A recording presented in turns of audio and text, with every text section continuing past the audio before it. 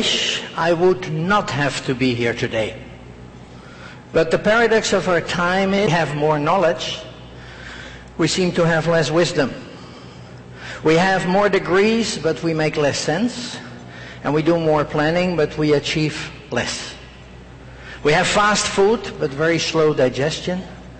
We have added years to life, but no life to years. We laugh too little, we live too fast, we get too angry, and we hate too often, and therefore we don't have time for love. These are the times of experts and consultants, yet more crisis. Of fast and easy communication, yet more problems. And these, ladies and gentlemen, are the sad reason why I have to be standing here today and talk to you. It is not only the big crises that involve us, but there's a lot of small crises. And whether you are a hotelier, a tour operator, an airline, a media, of the government, or an academic, there are crises every day. That can be fire, that can be drowning, that can be food poisoning, that can be crashes, that can be hiring, crocodiles escaping, suing hotels, bankruptcies, financial challenges, and we are facing them on a daily basis. We love crisis. We are crisis junkies. We go to crisis movies, we see crisis in the television, every soap opera has crisis, we love crisis, and we are necaholics. We like a good negative story much better than a positive story, and we have the tendency to shoot ourselves in the head to stop the headache. That's very good short term, but long term it really doesn't work. In PATA, we are preaching this crisis management concept, and we're talking about reduction, readiness, response, and 4 stages of crisis, which you can start working on by, for instance, using this booklet from PATA, the 4 R's. Reduction and readiness before the crisis, and response and recovery after the crisis. So, by being not only reactive, which we're pretty good in, we're also going to be proactive and start reducing. Reduction of the danger that our assets have. That can be people, that can be our reputation.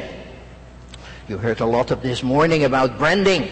One word I missed was the word reputation, which of course is very much the problem, the challenge. This booklet will guide you through certain steps and help you to do a better job. An example is Thai Airways International, and most airlines have a system like that have manuals for crisis response, emergencies, security, family assistance, and now of course also a biological outbreak after SARS. They learned their lessons. Readiness is the second phase. That's being ready for a crisis. Make sure that you handle this, that you audit your problems, and that you are good prepared, and that some of your people in your organization know about crisis management, and that you are also mentally preparing yourself. One of the biggest problems we had after the Bali bombing, the industry was not prepared for the impact of such a thing because they thought it wouldn't happen to them. Again, this will guide you to taking certain steps and help you to get going. Crisis management planning is looking at problems and of course communication, and take your time while you don't have a crisis to think in peace, what if we would have this crisis? Hotels do that. This is the Novotels in Thailand, and of course they present this to every staff member, and normally in Thai, but since your Thai is as bad as my Thai, I will show you this in English. What is crisis management, what to do before the crisis, during the crisis, after the crisis.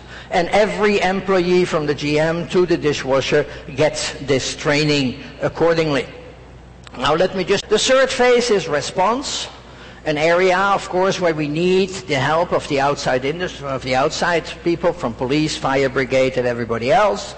Making sure we save lives as the #1 reason, and then controlling the situation and handling the logistics.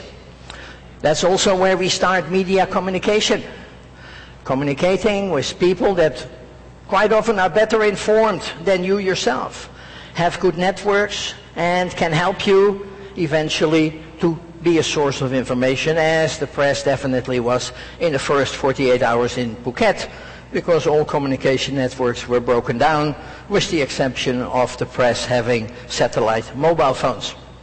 So, media communication, working on press, working on breaking the news, telling the truth, and being as human as possible will help you to react. And the last phase is the recovery phase, where we have to see how fast we can recover, the degree of improvement, and last but not least, the crisis resistance.